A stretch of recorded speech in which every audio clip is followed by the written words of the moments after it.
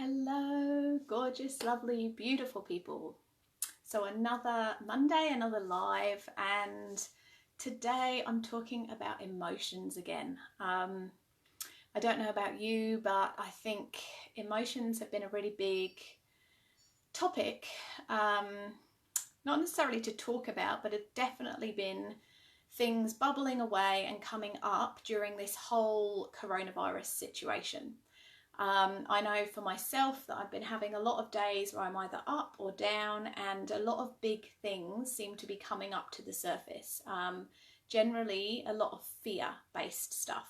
And it's not necessarily about coronavirus, but it's things, making decisions about things, and it doesn't necessarily appear as fear.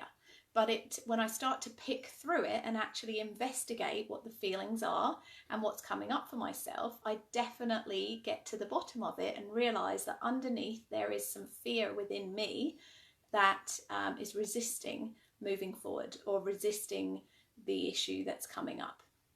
So what I really wanted to talk about today was these big emotions, and talk about it from more of a healing and an energy level, as opposed to just thinking about practically what we can do in life to talk about our feelings more. I did a post on the IPIK Project page last week, so if you are interested in talking more about the practical sides of what we can do to express our feelings, talk to our kids about our feelings, then definitely go and check that out over on the IPIK Project page. But really what I want to talk to you guys about is the energy of emotion. So when we have an issue that's coming up for us and we notice that we're feeling uncomfortable about something, when we start to get into it, to realise that it's there, generally what we tend to do is to try and avoid it. We try to busy ourselves in life, or we try to go and do something else to divert ourselves away from the fact that this is uncomfortable and it's starting to feel like we don't want to be in this situation. And so from an energetic perspective, what's happening is the body is trying to bring your awareness to something that it is out of balance within you. And so by sidestepping it, by pushing it away, by putting it to one side, what we're actually doing is allowing that energy block to stay in the body, which ultimately is going to manifest in a physical way. It's going to end up coming out of your body in a physical way because you're not allowing that emotion to be fully recognized, to fully come to the surface. And when we do that, of course, we create dis-ease. So the word disease is simply that your body is not at ease with itself. And 99% of our inner physical issues come from emotion, come from the fact that emotion, energy in motion, we are not allowing the energy to flow within our body. That is what emotion is. Emotion is a feedback system. Emotion allows us to notice when we're out of balance, when something is uncomfortable. So in the human world, what we tend to do by pushing all of that away is we leave the block there. And so my message for you guys is to do the opposite. Not to push the emotion away, not to push emotion to one side, but actually to feel it, to be more human, to allow the emotion to come to the surface. And it's so important that when you do this, you're not doing it from a place of judgment. You're not saying, oh God, I'm such an idiot for, shouting at my kids. And so you're actually feeling this sense within you, this emotion within you of shame and guilt. I'm going to use that as an example. So let's say you've had a really hard day. You're actually really stressed by a work commitment. And so because you're stressed, you're actually, busy, very, very busy. And so you don't have the patience with your children. So you erupt and you have, a kind of moment where you just feel like you totally lost control. And then you go away and you feel this sense of shame and guilt. And so then we're layering on another emotion. And what's happening there is that instead of us allowing that to come to the surface and really being in that feeling of shamefulness and feeling guilty, we kind of start to feel it, then we go and maybe chat to a friend, or we go and eat some chocolate, or we go and binge watch TV, or we sit on, you know, scroll on Facebook. And so what's happening there is that, you know, we're distracting ourselves from the emotion. And what we need to do is make that emotion bigger. We need to sit in the feeling of shame. I feel shameful. You know, I feel like I did the wrong thing. And this is not to blame yourself. This isn't to judge that you were wrong. This is a bad emotion and this is a good emotion. It's to simply allow it to come to the surface.